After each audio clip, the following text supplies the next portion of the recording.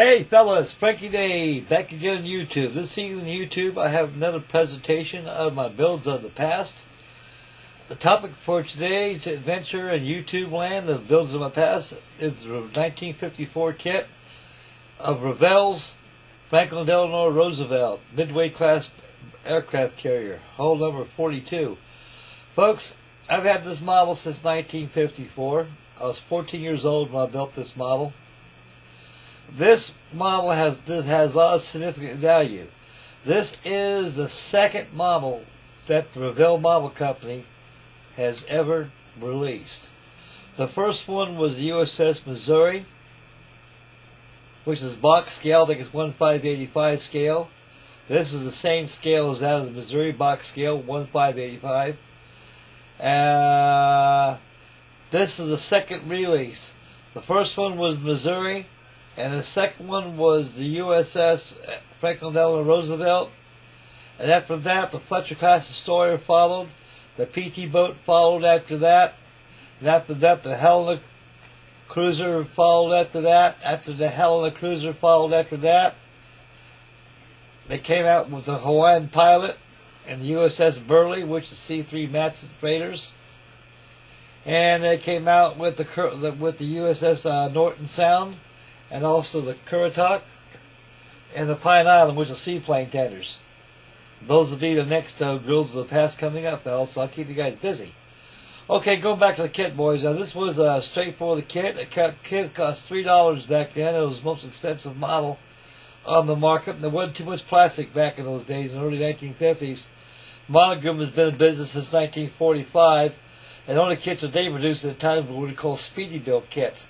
And these speedy built kits consist of balsa wood and plastic mixed together. And by 1954, all the way up until now, they started out with plastic injection molded kits. This is the second kit that was ever released by Revell Model Company. And it came in a big box. It was all molded in gray plastic. This was built using the Revell plastic paint kit you used to get for 98 cents. You got about, I think, 18 bottles of paint for 98 cents, plus a tube of glue and a paintbrush and thinner. This was all airbrush. My father uses airbrush. My dad had an old Badger airbrush he had for years. And so this has all been airbrush using that. And I learned a lot from my father. On the aircraft on here, the flight wing on this consists of F-9F Panthers, F-4U Corsairs, and 86 Sky Raiders, and 2 HUP choppers. And right there on the forward of the flight deck, you can see the exhaust openings from the exhaust afterburners of the jets is taken off for catapult takeoff only. You can see the feathered exhaust from the jets taking off, hull number 42. The deck was painted in dark brown color because after World War II, they started going back with natural wood on the decks. And by the middle 1950s, they went ahead and went to tarmac color. And you can see there's a clean model, guys. This is one of the classic Revell kits. You can see the gold stand right there. I was 14 years old when I built this. This is probably one of the oldest models I had to my name. And so far, I've never seen this model in the model shells since 1954. They were out there, I just never hunted them down, fellas. So I figured this was a one-of-a-time kit.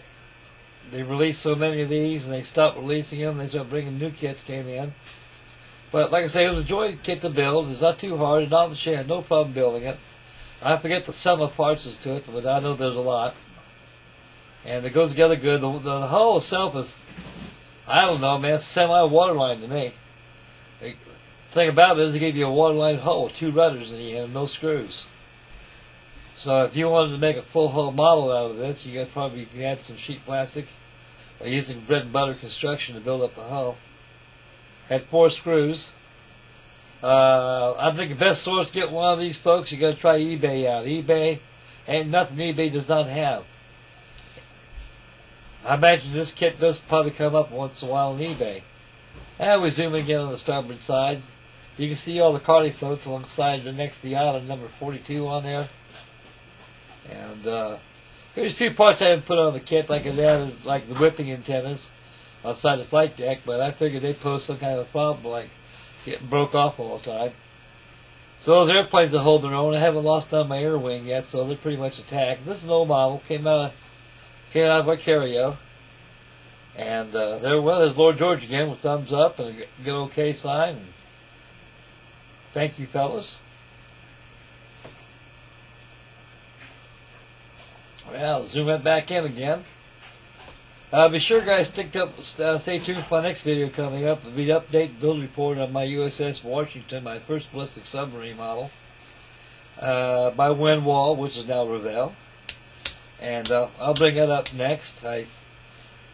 So far, I got my build of the past going on here, and also my inbox entry on Speedy 197's group build of 1960 aircraft. So, folks, feel free to drop in there and give Speedy some support. Give Mark some support. He'd enjoy that. And to get close to close off this video again, again, my thoughts and prayers go to Freddie Duarte and his family that he has a successful surgery. He's due to have surgery by Tuesday, I believe. And he's got 3 hernias, and the shaker mechanic will repair that in no time. He'll be rock and rolling the big boys, putting out some good models like he always does. Okay, boys, I'd like to close out this video right now. I'd like to thank everybody for tuning in. And please stay tuned for my update build on my USS Washington.